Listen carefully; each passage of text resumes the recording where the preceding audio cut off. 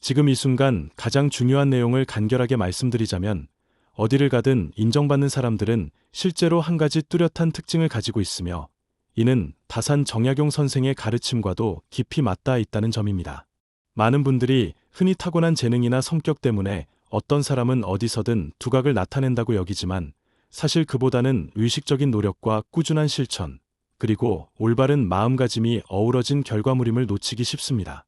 타고난 재능만으로는 결코 지속적인 성공과 인정을 얻기 어렵습니다. 우리 주변에는 처음에는 뛰어난 능력을 보였지만 시간이 지남에 따라 그 빛이 바래지는 사례를 종종 볼 수 있습니다. 반면 처음에는 평범해 보였으나 꾸준한 노력과 자기계발을 통해 점차 두각을 나타내는 사람들이 있습니다. 이들의 공통점은 바로 의식적인 노력에 있습니다. 그들은 매일 조금씩이라도 발전하기 위해 시간을 투자하고 그 과정에서 얻은 깨달음을 실제 행동으로 옮깁니다.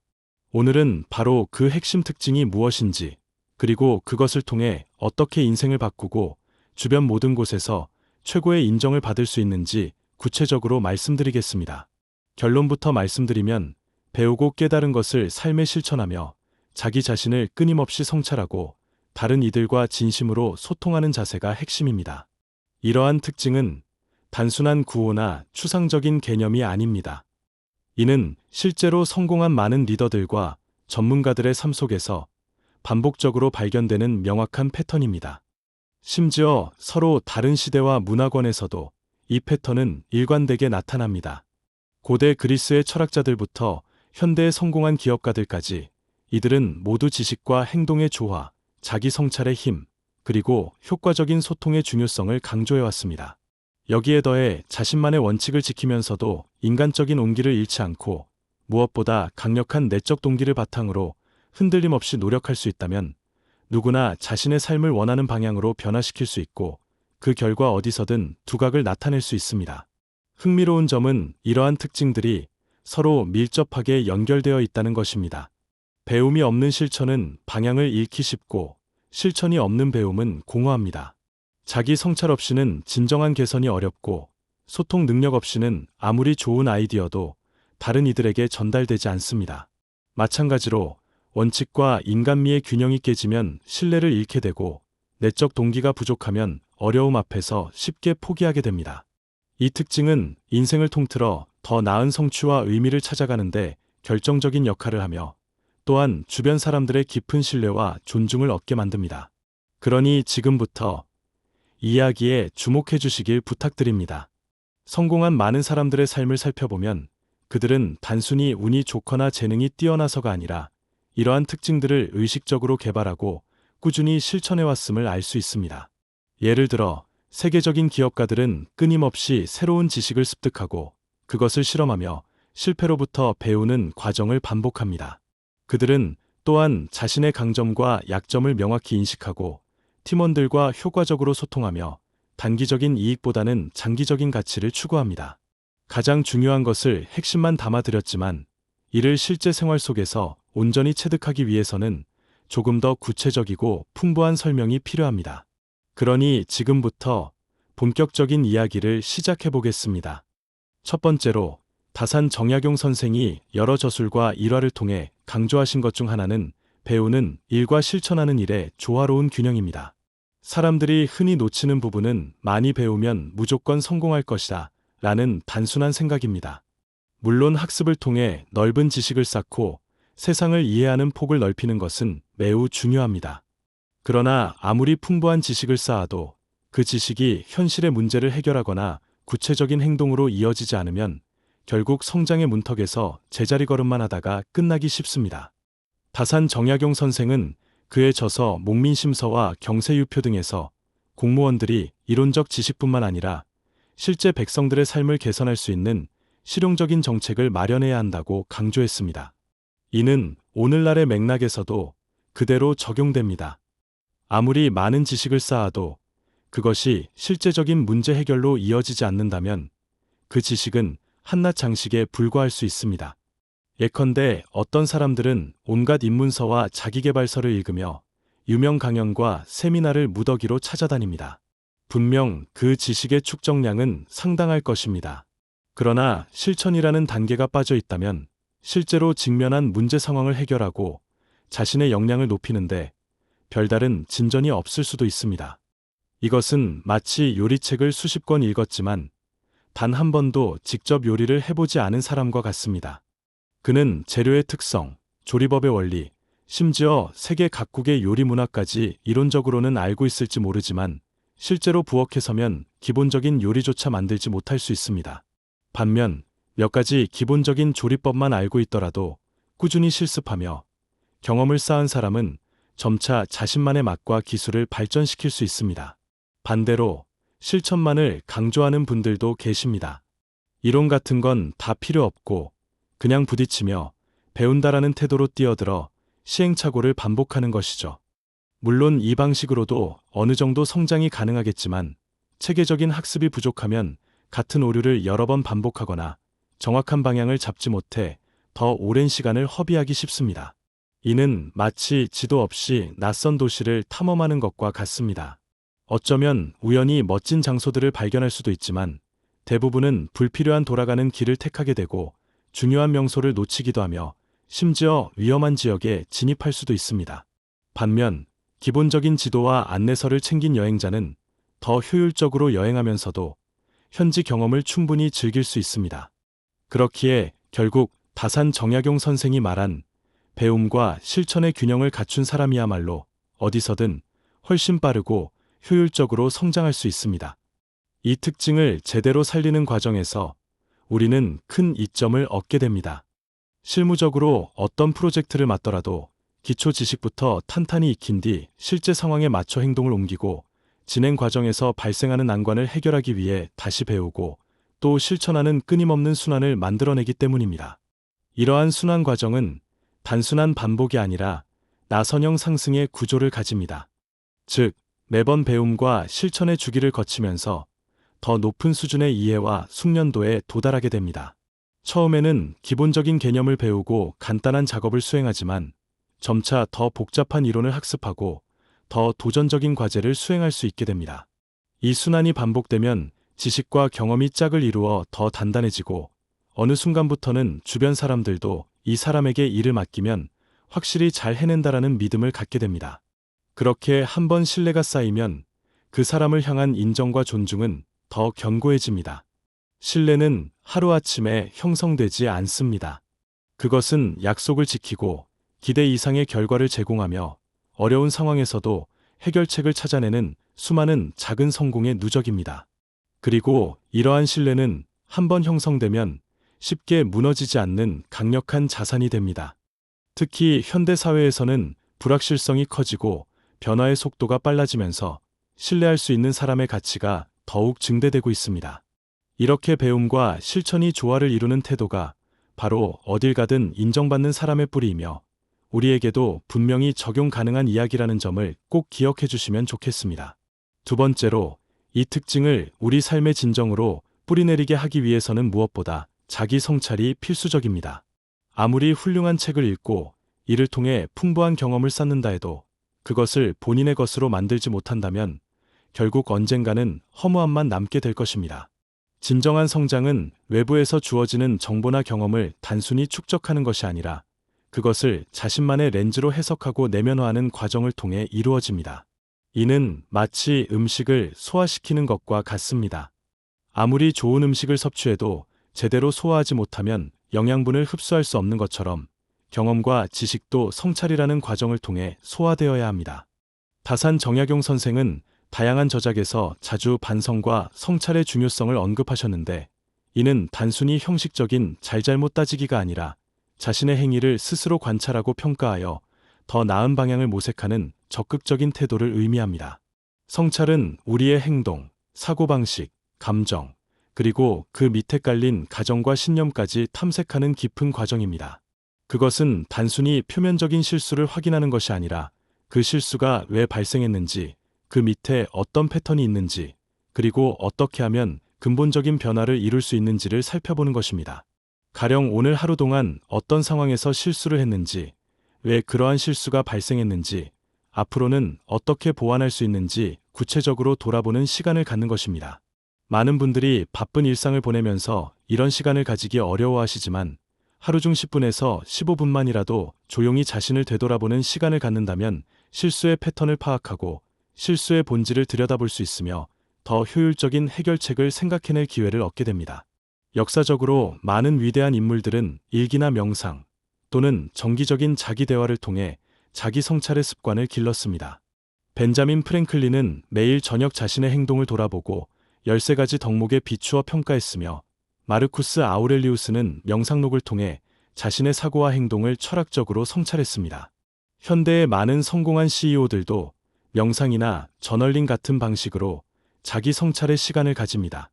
이러한 성찰은 단순히 문제점을 발견하는 것에서 끝나지 않고 더 나은 방향을 찾아가는 계기가 됩니다. 예를 들어 업무에서 거듭되는 같은 유형의 실수가 있다면 이는 단순히 개인의 부주의가 아니라 매뉴얼 미비 혹은 지나치게 복잡한 업무 흐름과도 관련이 있을 수 있습니다. 성찰 과정을 통해 문제의 근본 원인을 알게 되면 개인적으로도 주의할 점을 찾을 수 있고 필요하다면 상사나 동료들과 의논하여 시스템 자체를 개선할 수도 있습니다. 또한 성찰은 우리의 강점을 인식하고 발전시키는 데에도 중요합니다. 때로는 우리가 당연하게 여기는 능력이나 특성이 실은 매우 독특하고 가치 있는 강점일 수 있습니다.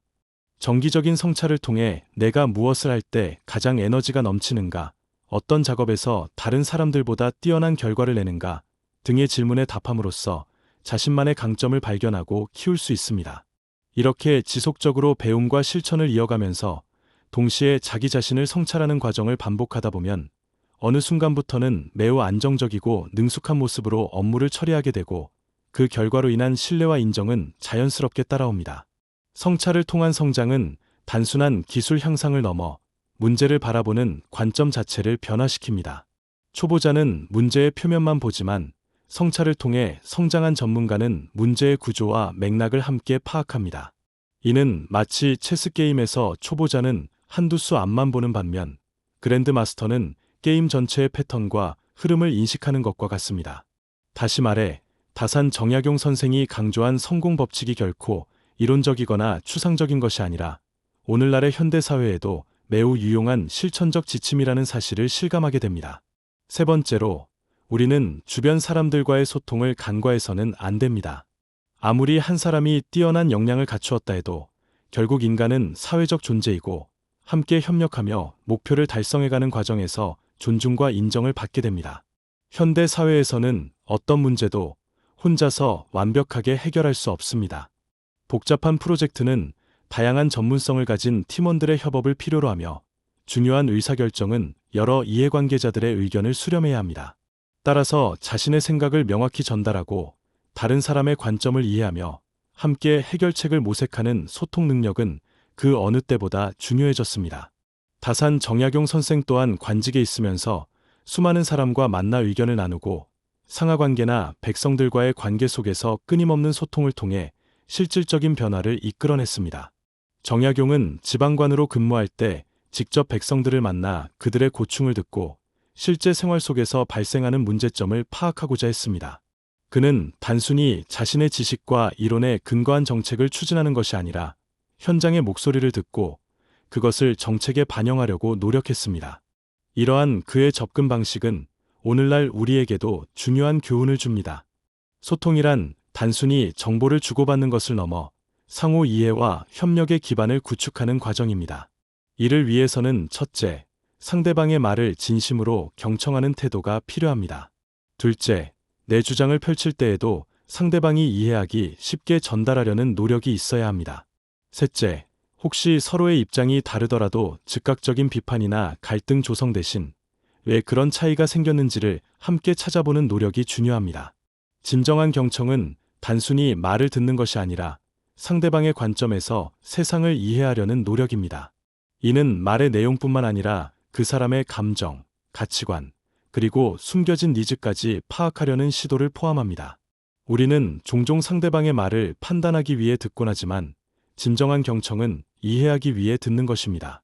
효과적인 전달 또한 단순히 정보를 나열하는 것이 아닙니다.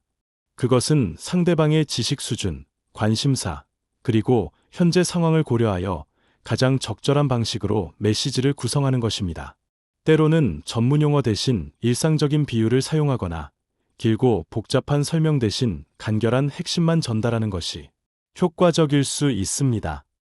많은 분들이 자기가 옳다고 믿는 부분을 강하게 주장하다가 소통에 능숙한 사람들은 조직 내에서 자연스럽게 리더십을 발휘하게 됩니다.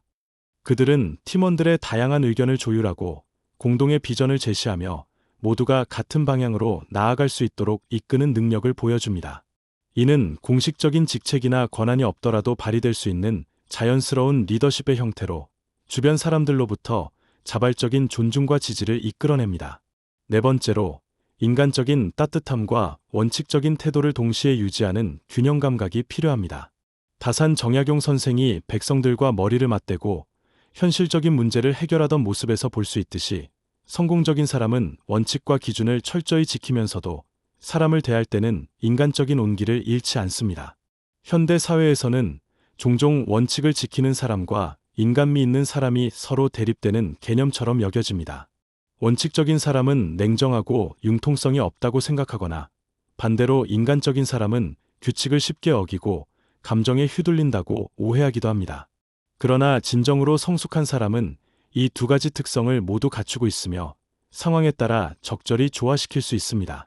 이를 좀 더 구체적으로 살펴보면, 원칙을 지키는 태도는 신뢰와 안정감을 줍니다. 특히 조직 내에서는 공정성과 투명성이 매우 중요하기 때문에 원칙에 따라 업무를 진행하고 문제를 해결하려고 노력하는 사람은 쉽게 인정받는 경향이 있습니다. 원칙을 지키는 것은 단순히 규칙을 따르는 것 이상의 의미를 가집니다. 그것은 일관된 가치관을 바탕으로 행동하며 자신과 타인에게 동일한 기준을 적용하는 태도입니다. 이런 사람은 자기 이익을 위해 원칙을 쉽게 타협하지 않으며 어떤 상황에서도 자신의 핵심 가치를 지켜나갑니다. 이러한 태도는 장기적으로 깊은 신뢰와 존경을 얻게 합니다. 그렇다고 해서 매사에 기계적으로 규정에 의하면 불가능합니다 라는 식으로 차갑게 말하기만 해서는 곤란합니다. 상대방이 처한 현실적 어려움을 함께 고민하고 규정 또는 원칙의 테두리를 지키면서도 가능한 대안을 제시하거나 도움을 줄 수 있는 방향을 찾아주려는 노력이 있어야 사람들은, 이 사람은 단순히 규정만 들이대는 게 아니라 진심으로 이해하려고 하는구나 라고 느낍니다. 인간적인 따뜻함은 상대방의 감정과 상황을 이해하고 배려하는 태도에서 비롯됩니다.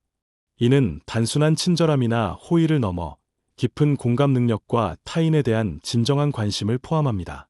따뜻한 사람은 상대방의 이야기에 진심으로 귀 기울이고 그들의 관점에서 세상을 바라보려고 노력하며 필요할 때 기꺼이 도움의 손길을 내밀고자 합니다. 예컨대 업무 시간 외에 갑작스러운 요청이 들어왔을 때 정석대로라면 업무 시간 외엔 곤란합니다 라고 단칼에 거절할 수도 있습니다. 그러나 신뢰를 쌓는 사람은 원칙적으로는 어려울 수 있지만 상황이 급하면 제가 조금 시간을 내서 도움을 드려볼까요? 혹은 다른 방법을 같이 찾아볼까요? 라고 대화를 이어갑니다. 이런 접근 방식은 단순히 그 순간의 문제를 해결하는 것을 넘어서 장기적인 관계와 신뢰를 구축하는 데 큰 도움이 됩니다. 사람들은 자신이 어려울 때 진심으로 도움을 주려 했던 사람을 오래 기억하며 그 사람에게 특별한 신뢰와 존경을 보내게 됩니다. 이런 태도를 보이면서도 불필요하게 원칙을 뒤엎거나 왜곡시키지 않는 균형 감각을 유지하는 것이 바로 인간적인 면모와 원칙 준수의 조화라고 할 수 있습니다. 실제로 많은 위대한 리더들은 이러한 균형을 잘 유지했습니다. 그들은 명확한 기준과 높은 기대치를 설정하면서도 구성원 개개인에 대한 깊은 이해와 배려를 보여주었습니다. 이러한 리더 아래에서 사람들은 안정감과 존중받는 느낌을 동시에 경험하며 자발적으로 최선을 다하게 됩니다. 원칙과 인간미의 균형은 단순히 개인의 성격 특성이 아니라 의식적으로 개발하고 실천할 수 있는 능력입니다. 이는 자신의 가치관을 명확히 하고 그것을 행동으로 일관되게 보여주되 동시에 타인의 관점과 감정에 열린 마음을 유지하는 연습을 통해 발전시킬 수 있습니다. 다섯 번째이자 마지막으로, 이런 모든 과정을 지탱하고 더욱 견고하게 만드는 것은 내적 동기와 확고한 신념입니다. 많은 분들이 처음에는 의욕 넘치게 자기개발이나 업무 성과에 매달리다가 기대했던 만큼 인정받지 못하면 금세 지쳐버리는 경우를 종종 봅니다. 그런 분들은 주로 외부의 보상이나 칭찬, 주변 사람들의 시선에 너무 많은 의미를 부여하는 경우가 많습니다. 외적 동기는 승진, 보너스, 인정, 칭찬 등 외부에서 주어지는 보상에 기반합니다. 이러한 동기는 분명 강력한 추진력을 제공할 수 있지만 그 효과는 대체로 일시적이며 환경이 변하면 쉽게 약해질 수 있습니다. 또한 외적 보상이 지속적으로 증가하지 않으면 그 효과가 감소하는 쾌락 적응 현상도 발생합니다. 반면 내적 동기는 활동 자체에서 오는 만족감, 개인적 성장, 자율성, 목적의식 등 내부에서 비롯되는 동기를 의미합니다. 내적으로 동기부여된 사람은 외부의 인정이나 보상이 없더라도 그 일 자체에 의미를 찾고 만족을 느끼기 때문에 꾸준히 노력할 수 있습니다. 물론 인정과 칭찬은 누구에게나 기분 좋고 중요한 부분이지만 그것만을 바라보고 달려가다 보면 원하는 결과가 없을 때 크게 흔들리기 쉽습니다. 반면 정말 어떤 분야에서 인정을 받고 큰 성취를 이루는 사람들은 결국 자기 자신이 추구하는 가치와 의미를 기준으로 삼는 경우가 많습니다. 이를테면 다산 정약용 선생은 학문적 호기심과 백성을 돕고자 하는 강력한 사명감이 있었기 때문에 유배지에서도 엄청난 양의 저술을 멈추지 않으셨습니다. 이런 내적 동기가 있었기에 외부 환경이 어떻든 꾸준히 노력하고 연구할 수 있었던 것입니다. 다산 선생의 삶은 내적 동기의 힘을 잘 보여줍니다. 그는 정치적 권력과 명예를 잃고 18년간 유배 생활을 했음에도 불구하고 그 기간 동안 500여 권에 달하는 방대한 저술을 남겼습니다. 그가 이렇게 할 수 있었던 것은 외부의 보상이나 인정이 아니라 학문을 통해 세상을 더 나은 곳으로 만들고자 하는 강한 내적 동기가 있었기 때문입니다. 우리도 마찬가지입니다. 내가 진정으로 의미를 느끼는 분야를 찾고 거기서 성장하거나 무언가를 성취함으로써 큰 보람을 느끼는 사람이 되겠다는 스스로의 의지가 있어야 합니다. 그러면 잠시 주변에서 인정받지 못하더라도 흔들리지 않고 꾸준히 나아갈 수 있으며 그 과정에서 쌓이는 경험과 실력은 결국 주변 사람들이 인정하지 않을 수 없을 만큼 분명하게 드러납니다.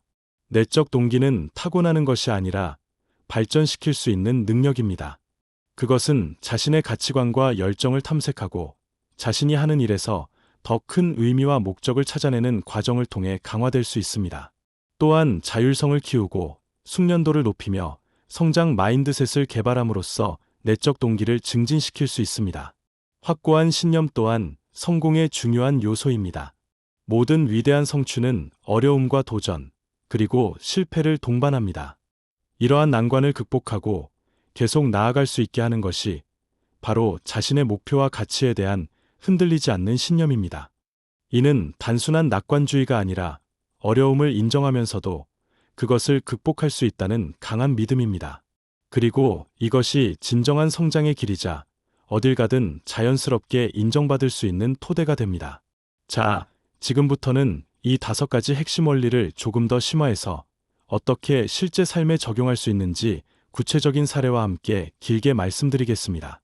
이는 곧 우리가 오늘의 주제에서 가장 강조하고자 하는 성공의 법칙을 더 풍부하게 이해하기 위한 과정이 될 것입니다.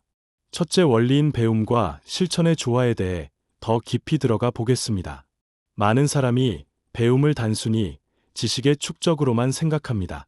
그런데 진정한 의미의 배움이란 이미 알고 있다고 여겼던 지식도 새롭게 재해석하고 그 재해석을 통해 행동의 변화를 일으키는 과정을 수반해야 합니다. 효과적인 학습은 새로운 정보를 단순히 받아들이는 것이 아니라 그것을 기존 지식과 연결하고 실제 상황에 적용하며 결과를 관찰하고 그로부터 다시 배우는 순환적 과정입니다.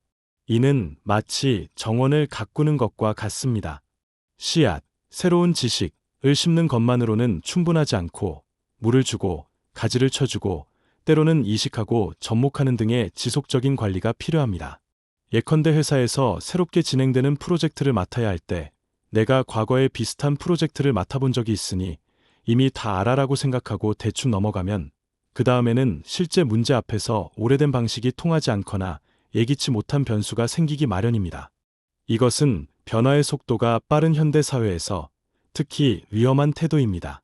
기술, 시장, 소비자 선호도 등이 빠르게 변화하기 때문에 과거의 경험과 지식만으로는 현재의 문제를 효과적으로 해결하기 어려울 수 있습니다. 따라서 새로운 상황에 마주할 때마다 열린 마음으로 학습하는 자세가 필요합니다. 그러나 새롭게 배우는 마음가짐을 가지고 과거의 경험과 현재의 상황을 비교 분석하면서 필요한 정보를 선행 학습하고 그 학습 결과를 바탕으로 단계적인 행동 계획을 세운다면 결과물의 질이 훨씬 높아집니다. 이 과정에서 중요한 것은 선택적 집중입니다. 모든 것을 다 배우려고 하면 시간과 에너지가 분산되어 어느 것 하나 제대로 익히지 못할 수 있습니다. 따라서 현재 상황에서 가장 중요하고 시급한 지식이 무엇인지 파악하고 그것에 초점을 맞추어 깊이 있게 학습하는 것이 효과적입니다. 또한 중요한 점은 이 과정에서 배움만 하고 끝내지 말고 작은 것이라도 당장 실천해보며 현실에 적용할 때 비로소 내 것이 된다는 사실입니다. 책에서 읽은 내용이든 강의를 통해 배운 내용이든 실천하지 않으면 한낱 지식으로만 머무르기 쉽습니다. 사실 인간의 뇌는 실제로 행동하면서 배울 때 가장 효과적으로 학습합니다. 이는 행동을 통한 학습이라 불리며 신경과학적으로도 근거가 있는 원리입니다. 우리가 어떤 행동을 수행할 때 뇌는 그 경험과 관련된 강력한 신경 연결을 형성하며 이는 단순히 읽거나 듣는 것보다 훨씬 오래 지속됩니다. 예를 들어 리더십에 관한 책에서 팀원들에게 동기를 부여하는 법을 배웠다면 그 즉시 팀원들에게 칭찬을 건네거나 이견을 수렴하는 방식 혹은 목표 설정을 함께하는 워크숍을 열어보는 식으로 구체적인 실천을 시도해보는 것이 좋습니다. 이 과정을 통해 책에서 말한 대로만 하면 정말 잘 될까? 라는 의구심이 자연스레 해소되기도 하고 반대로 이 부분은 현실적으로 잘 안 되네라는 한계를 발견해 더 나은 방안을 모색하는 길이 열리기도 합니다.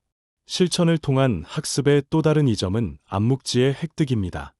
암묵지란 책이나 강의를 통해 전달하기 어려운 경험을 통해서만 습득할 수 있는 지식입니다. 예를 들어 자전거 타는 법은 이론적으로 설명할 수 있지만 실제로 균형을 잡고 페달을 밟는 감각은 직접 경험해야만 습득할 수 있습니다. 많은 전문 영역에서도 이러한 암묵지가 중요한 역할을 하며 이는 오직 실천을 통해서만 획득할 수 있습니다. 이렇게 배움과 실천을 끊임없이 반복하다 보면 어느 순간부터 과거의 나와는 비교할 수 없을 정도로 폭넓은 시야와 응용력을 갖추게 됩니다. 이는 단순히 서류상 자격증을 늘리는 것과는 질적으로 다른 성장이며 주변에서도 이 사람은 지식을 정말 잘 활용하고 꾸준히 발전하는구나라고 인식하게 됩니다. 둘째 원리인 자기 성찰을 좀 더 구체적인 예시로 풀어보겠습니다. 자주 언급되지만 실천하는 분들이 생각보다 많지 않은 방법 중 하나가 자기 피드백 노트를 쓰는 것입니다. 이름 그대로 하루 동안 있었던 일 중에서 만족스러웠던 점, 아쉬웠던 점, 배운 점, 개선하고 싶은 점 등을 자유롭게 적어보는 노트입니다. 성찰 노트는 단순한 일기와는 다릅니다. 일기가 주로 사건과 감정을 기록하는 데 중점을 둔다면 성찰 노트는 경험으로부터의 학습과 개선에 초점을 맞춥니다. 따라서 단순히 오늘 이런 일이 있었다가 아니라 왜 그런 일이 발생했는지, 내가 어떻게 대응했는지, 다음에는 어떻게 하면 더 나아질 수 있을지와 같은 분석적 질문을 포함합니다. 예를 들어 오늘은 고객과의 미팅에서 시간을 제대로 지키지 못해 시작 시간이 늦어졌고 그 때문에 전체 일정이 바빠졌다라는 식으로 구체적인 상황을 적습니다. 이어서 왜 그런 상황이 발생했는지를 스스로에게 물어봅니다. 이 질문은 단순한 표면적 원인을 넘어 더 깊은 패턴과 근본 원인을 탐색하도록 합니다. 예를 들어 지각의 원인이 단순히 그날 아침에 알람 실패가 아니라 전날 밤 너무 늦게까지 일한 것 또는 일정 관리 시스템의 부재일 수 있습니다. 이러한 근본 원인을 파악해야 진정한 개선이 가능합니다.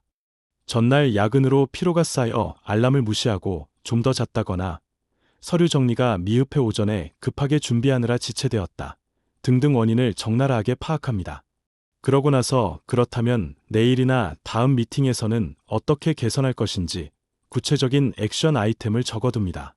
알람 시간을 30분 더 당기거나 미리 서류를 점검해 둔다거나 출퇴근 시간을 조금 조정한다거나 하는 식의 대책 말입니다.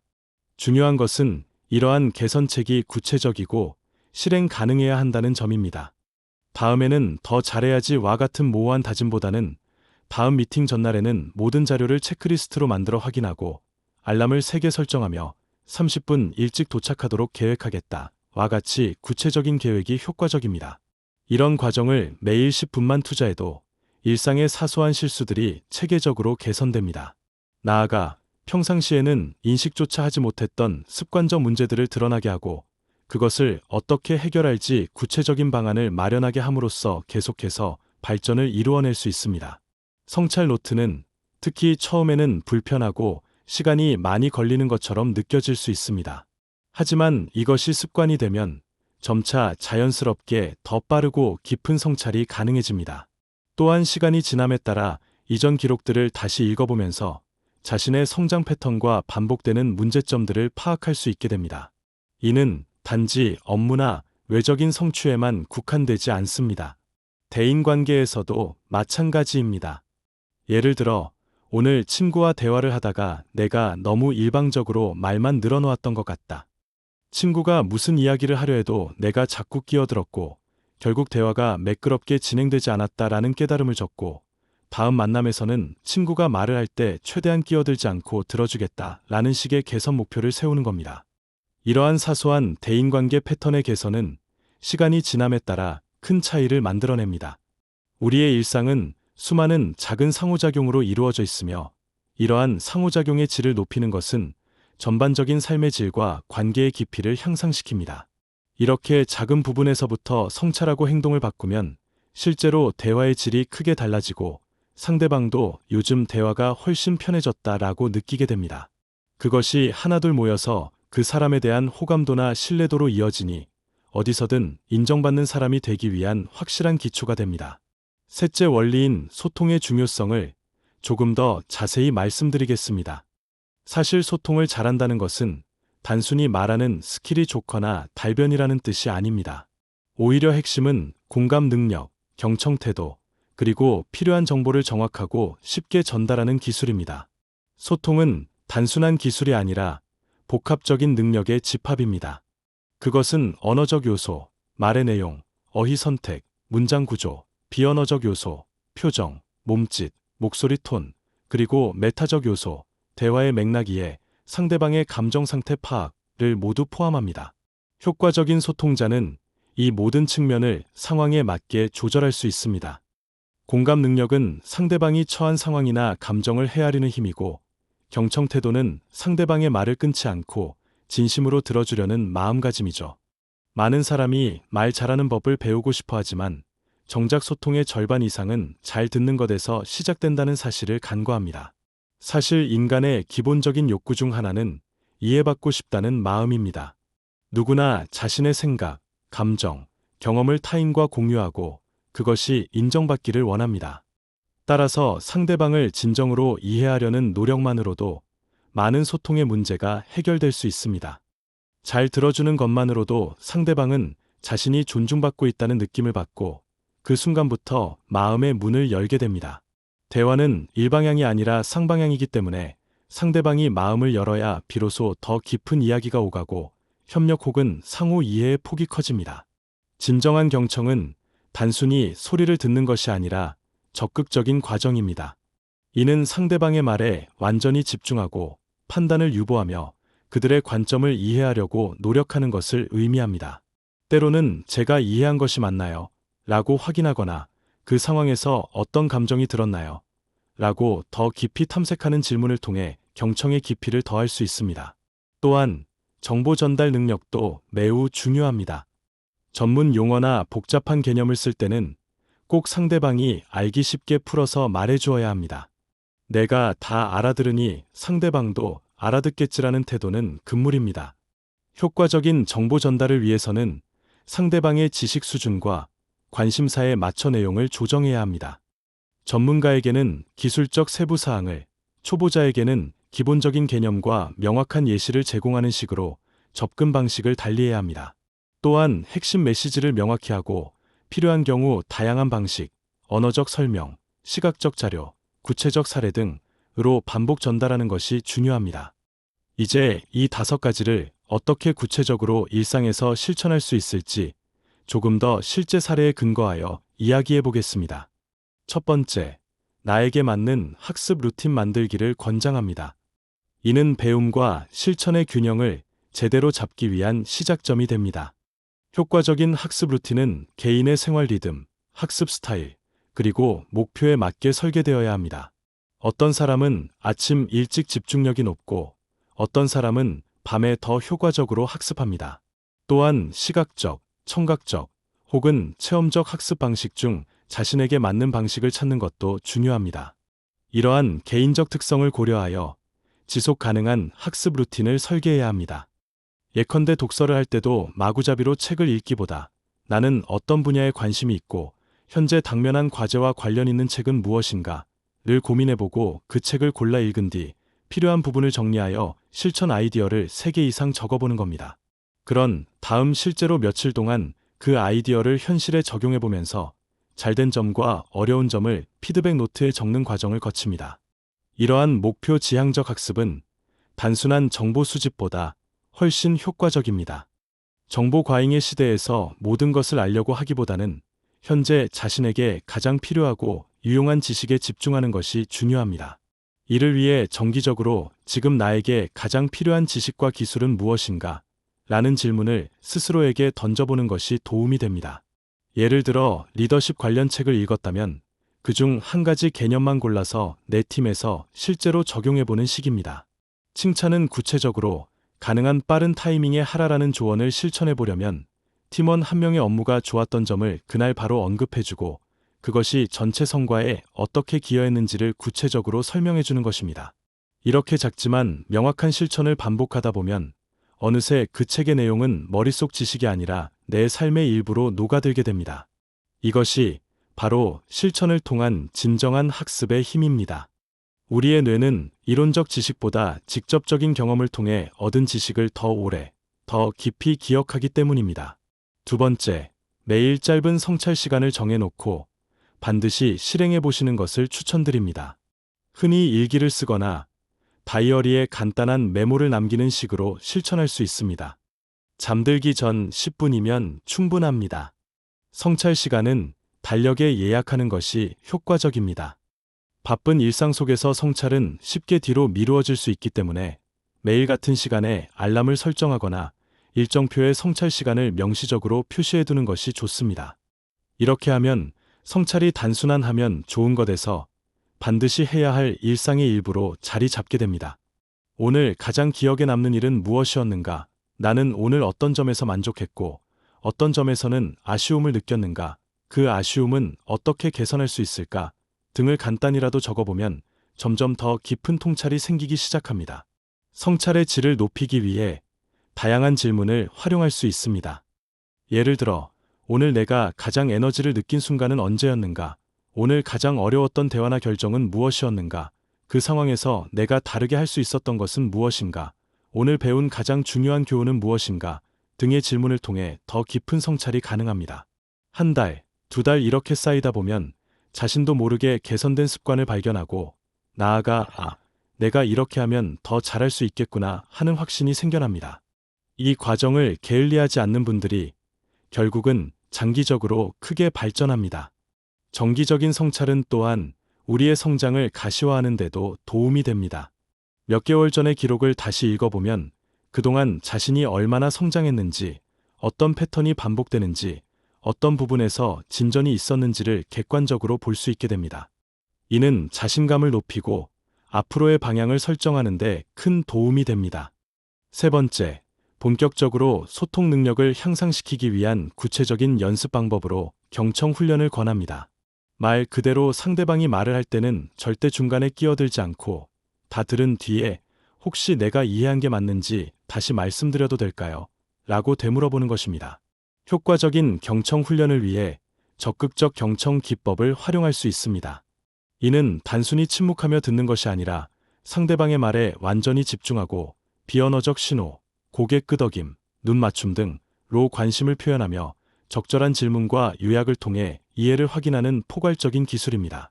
이를 통해 의외로 내가 상대방의 말을 잘못 이해하고 있었다거나 혹은 너무 성급히 결론 내리고 있었다는 사실을 깨닫게 됩니다. 또한 이런 태도는 상대방으로 하여금 이 사람은 내 말을 정말 진지하게 들어주는구나 라는 느낌을 가지게 만들어 대화의 질을 높이고 신뢰감을 형성합니다. 경청 훈련의 한 방법으로 판단 유예하기를 연습할 수 있습니다.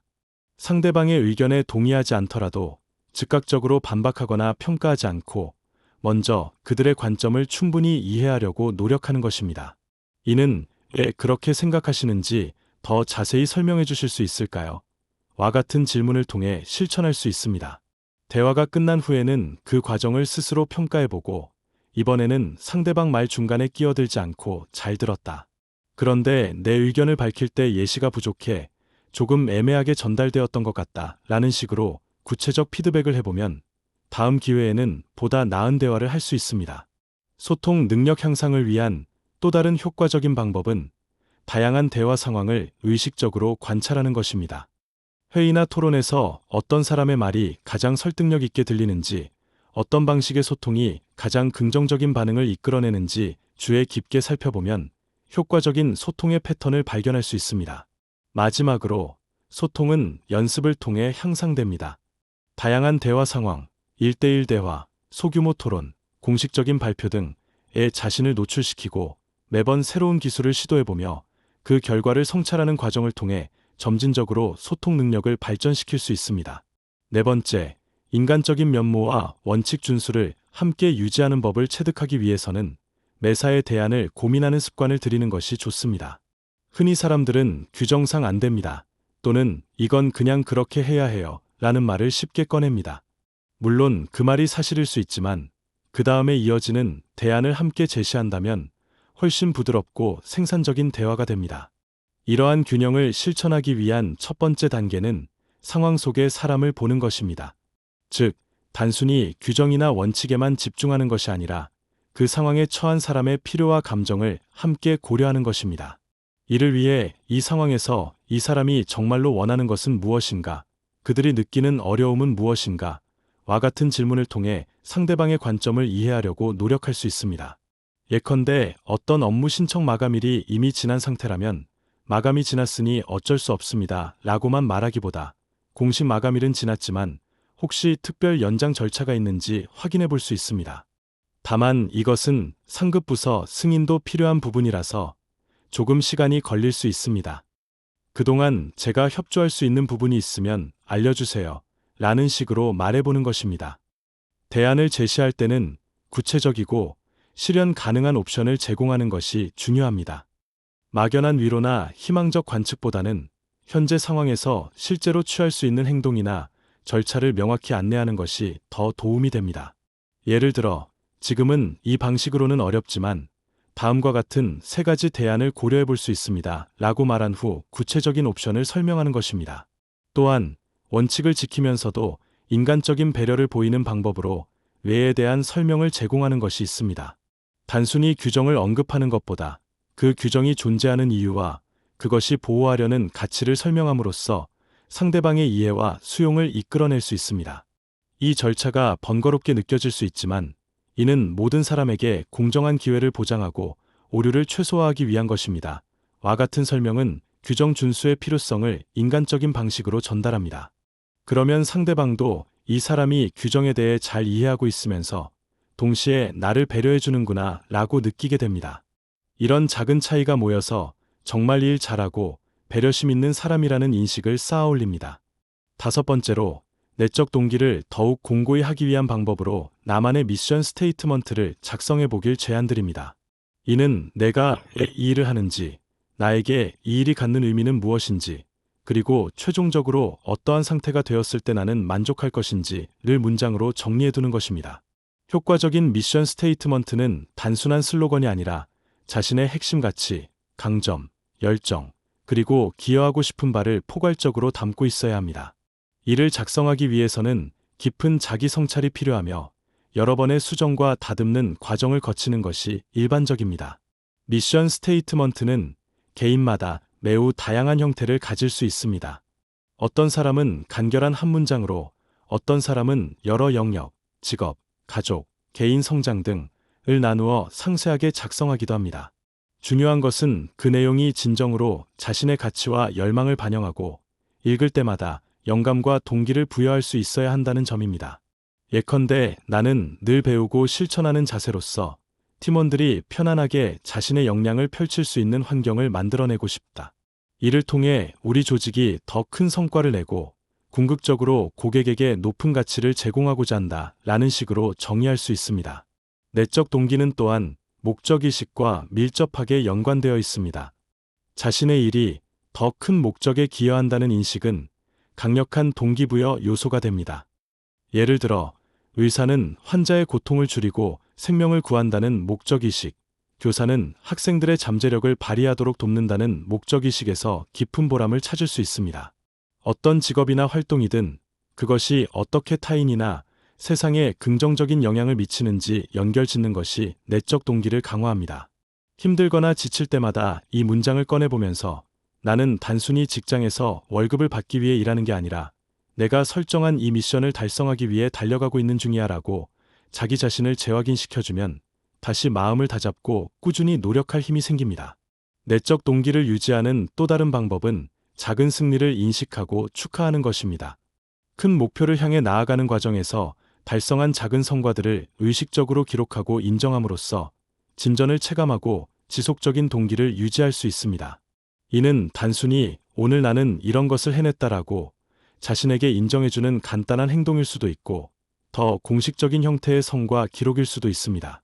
이런 미션 스테이트먼트는 처음 작성할 때는 조금 어색해도 점차 시간을 거치며 수정 보완해 나가다 보면 정말 강력한 인생의 나침반이 되어줍니다. 정리하자면 우리가 오늘 다룬 5가지 핵심 특징, 배움과 실천의 조화, 자기 성찰 습관, 원활한 소통 능력, 인간적인 따뜻함과 원칙 준수의 조화, 그리고 흔들리지 않는 내적 동기은 실제로 연결되어 있으며 이를 하나씩 실천해 나가면 어딜 가든 최고로 인정받는 사람이 될 토대를 단단히 마련할 수 있습니다. 이러한 특징들을 개발하는 것은 하룻밤에 이루어지는 일이 아니라 평생에 걸친 지속적인 여정입니다. 중요한 것은 완벽을 추구하기보다는 꾸준한 발전을 목표로 하는 것입니다. 작은 변화와 개선이 시간이 지남에 따라 큰 차이를 만들어낸다는 복리의 법칙을 믿고 매일 조금씩이라도 더 나아지기 위해 노력하는 것이 핵심입니다. 다산 정약용 선생은 오랜 세월 동안 유배지에서 수많은 책을 쓰고 연구하며 그 지식을 백성들을 위한 실질적 정책으로 연결하려 했던 인물이었습니다. 그 점에서 우리는 배우고 실천하며 자기 자신을 끊임없이 점검하고 타인과 협력하여 세상을 좀 더 좋게 만들려는 노력을 기울이는 태도가 얼마나 중요한지를 깨달을 수 있습니다. 그의 인생은 외적인 환경과 상황이 어려울 때도 내면의 가치와 신념을 지키며 꾸준히 노력하는 것의 중요성을 보여줍니다. 그는 정치적 핍박과 유배라는 극한 상황에서도 학문을 통해 세상을 변화시키고자 하는 열망을 잃지 않았으며 그 결과 후대에 큰 영향을 미치는 업적을 남길 수 있었습니다. 또한 그런 자세가 결국에는 주변으로부터의 신뢰와 존중, 나아가 의미 있는 성과와 인생의 만족도를 함께 가져다 준다는 사실을 알게 됩니다. 진정한 성공은 외적인 성취나 인정을 넘어 자신의 가치와 원칙에 따라 살아가는 과정에서 찾을 수 있습니다. 이런 관점에서 볼 때 성공이란 단순한 목적지가 아니라 지속적인 성장과 기여의 여정이라고 할 수 있습니다. 그렇다면 지금 이 글을 읽으시는 분들도 다소 늦었다고 느끼더라도 지금부터라도 차근차근 이 5가지를 자신의 삶에 적용해 보길 권합니다. 한꺼번에 모든 것을 완벽히 해내려 하기보다는 오늘의 작은 선택이나 행동부터 조금씩 달라지려는 노력이 중요합니다. 변화는 종종 불편하고 어렵게 느껴질 수 있습니다. 오랜 습관을 바꾸고 새로운 사고방식을 받아들이는 것은 시간과 인내를 요구합니다. 그러나 이러한 도전을 받아들이고 꾸준히 앞으로 나아갈 때 우리는 점차 더 나은 자아로 성장해 갈 수 있습니다. 중요한 것은 포기하지 않고 계속해서 자신을 개선하려는 의지를 유지하는 것입니다. 그것이 쌓이고 이어지면 언젠가는 어딜 가든 인정받는 사람이 되셨네요 라는 말을 듣게 되실 것입니다. 이는 단순한 칭찬을 넘어 당신이 꾸준히 발전시켜온 인격과 역량에 대한 진정한 인정이 될 것입니다. 마지막으로 전체 내용을 정리하자면 오늘 말씀드린 내용은 배움과 실천의 균형, 자기 성찰과 소통 능력의 중요성, 그리고 인간적인 따뜻함과 원칙 준수, 나아가 확고한 내적 동기까지 이 모든 요소가 합쳐져야 진정한 성취와 의미 있는 성장을 이룰 수 있다는 점을 강조하고 있습니다. 이러한 접근 방식은 단순히 외적인 성공이나 인정을 얻기 위한 전략이 아니라 진정으로 충만하고 의미 있는 삶을 살기 위한 철학적 토대를 제공합니다. 궁극적으로 우리가 추구해야 할 것은 타인의 인정이나 사회적 지위가 아니라 자신의 잠재력을 충분히 발휘하고 세상에 긍정적인 영향을 미치면서 살아가는 것입니다. 이러한 습관과 태도를 지속적으로 발전시킨다면 누구든 어디에서나 두각을 나타내고 신뢰받는 인재가 될 수 있습니다. 여러분이 이러한 길을 걸으신다면 매일매일 배움과 실천이 쌓여서 자신의 역량이 크게 성장할 것이고 그 과정에서 얻게 되는 성취감과 주변의 인정, 그리고 함께 일하는 이들에게 미치는 긍정적인 영향력은 여러분 인생의 큰 보람이 될 것입니다. 인생은 결국 우리가 만들어가는 스토리입니다. 그 스토리가 단순히 외적인 성공만을 추구하는 얕은 이야기가 아니라 깊이 있는 성찰과 진정한 성장, 그리고 의미 있는 기여로 가득 찬 풍요로운 서사가 되기를 바랍니다. 우리 모두가 자신만의 독특한 여정을 통해 진정한 의미와 목적을 발견하고 그것을 통해 세상을 조금 더 나은 곳으로 만들어가는데 기여할 수 있기를 진심으로 희망합니다. 일상에서 겪는 작은 변화들이 결국 나중에는 큰 성과와 행복으로 이어진다는 사실을 잊지 마시길 바랍니다. 이 글이 여러분의 삶에 작은 영감이라도 되었기를 바라며 앞으로의 여정의 행운이 함께하기를 기원합니다. 감사합니다. 실패하기도 합니다. 그러나 진정으로 인정받는 사람이라면 본인이 가진 지식을 앞세우기 전에 먼저 상대방이 처한 상황과 생각의 근거를 파악하려 하고 상대방이 필요로 하는 정보를 제공하면서 자연스럽게 대화를 이끌어 나갑니다. 이것은 마치 숙련된 댄스 파트너가 상대의 움직임에 맞춰 자연스럽게 스텝을 조절하는 것과 같습니다. 좋은 댄서는 자신의 동작을 과시하기보다 파트너와의 조화를 우선시하며 때로는 리드하고 때로는 따라가면서 전체적인 흐름을 만들어냅니다. 소통도 마찬가지로 일방적인 주장보다는 서로의 리듬에 맞춰 함께 의미를 만들어가는 과정입니다. 이 과정에서 자신에게 부족한 점이 드러나면 그것조차 배우고 개선하려는 자세를 보여주기 때문에 상대방 입장에서는 이 사람과는 대화를 하면 발전이 있구나 라는 생각을 갖게 되는 것이죠. 또한 갈등 상황에서의 소통 방식은 그 사람의 진짜 성숙도를 드러냅니다. 의견 차이가 발생했을 때 방어적으로 자신의 입장만 고수하거나 상대방을 비난하는 대신 차이점의 원인을 함께 탐색하고 공통의 기반을 찾아나가는 사람은 주변으로부터 큰 신뢰를 얻게 됩니다. 이는 단순한 대화 기술이 아니라 진정한 지혜와 인격의 표현입니다. 결국 이러한 태도가 쌓일수록 함께 일하는 동료들 사이에서도 더 큰 시너지 효과를 내고 협업을 통해 예상치 못했던 아이디어나 기회를 만들어낼 수 있게 됩니다. 이렇게 소통 능력까지 갖춘 사람은 어떤 자리나 어떤 조직에 들어가더라도 금세 주변 사람들의 신뢰를 얻고 나아가 더 큰 역할을 맡아 여러 사람의 존중을 받게 됩니다. 그리고 구독을 하시면 이와 같은 이야기와 함께 실제로 적용해 볼 수 있는 여러 가지 팁이나 사례를 더욱 풍부하게 얻어 가실 수 있습니다. 한 번의 동기로 끝나는 것이 아니라 꾸준히 매일매일 실천하고 싶은 마음이 들도록 다양한 인사이트를 계속 전해드릴 예정이니 꼭 함께 해주시면 감사하겠습니다. 일상에서 겪는 작은 변화들이 결국 나중에는 큰 성과와 행복으로 이어진다는 사실을 잊지 마시길 바랍니다. 오늘 영상이 도움되셨다면 구독과 좋아요 부탁드립니다. 다음 영상에서 다시 만나요.